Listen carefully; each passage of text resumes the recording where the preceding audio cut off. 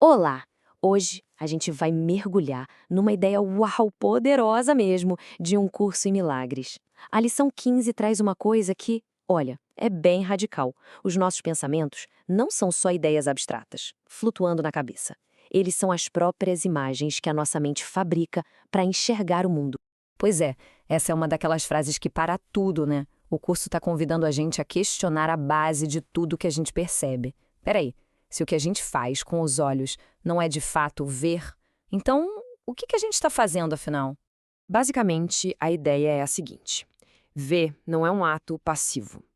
Sabe aquela impressão de que a mente é só uma câmera que fica ali registrando o mundo lá fora? Então, a lição diz que não é nada disso. A mente é a artista. É ela a construtora ativa da realidade que a gente percebe aqui dentro. E é aqui que a coisa fica interessante.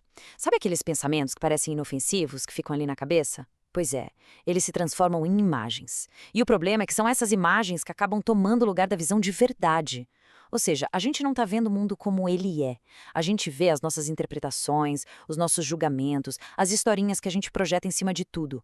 É uma visão que, nossa, não para nunca. Está sempre ali comparando, avaliando. E aí a lição joga essa pergunta no ar, que é fundamental.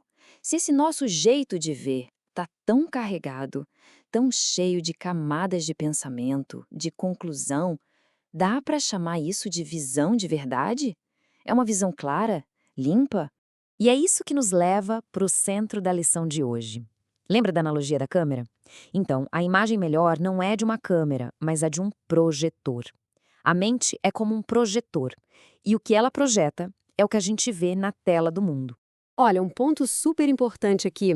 A lição não está pedindo para a gente negar o mundo físico, sabe? Não é para fingir que as coisas não existem. A proposta é bem diferente. É reconhecer de onde vem o que a gente vê. Cada percepção, cada reação emocional, tá tudo ligado à mente que está olhando. Não tem separação. E essa tabela aqui, nossa, ela deixa essa diferença bem clara. De um lado, tem a visão do ego. É aquela que está sempre botando mais e mais camadas de julgamento, que traz um peso, sabe? Aquela necessidade de concluir, de botar um rótulo em tudo.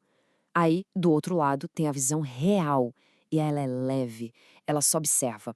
Ela tira as camadas que a gente colocou e, ufa, liberta daquela pressão de ter que ter uma resposta para tudo.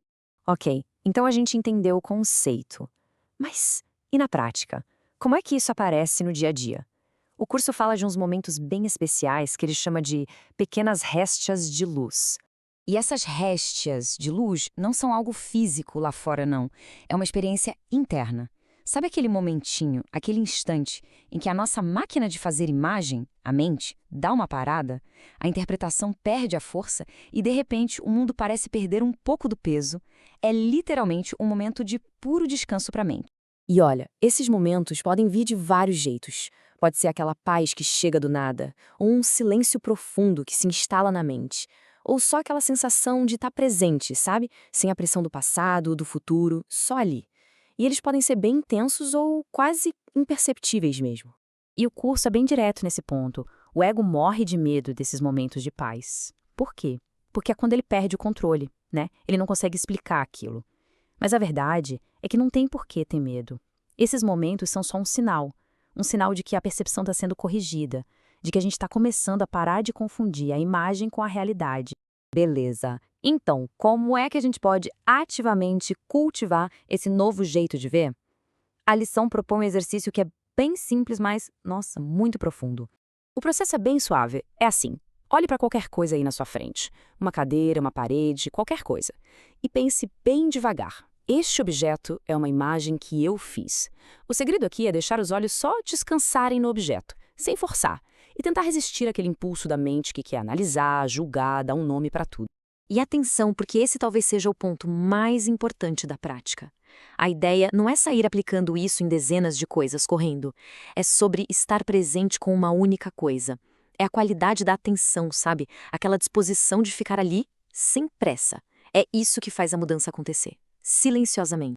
Bom, e agora a gente chega na parte final, que é onde tudo isso se amarra num sentimento profundo de liberdade interior.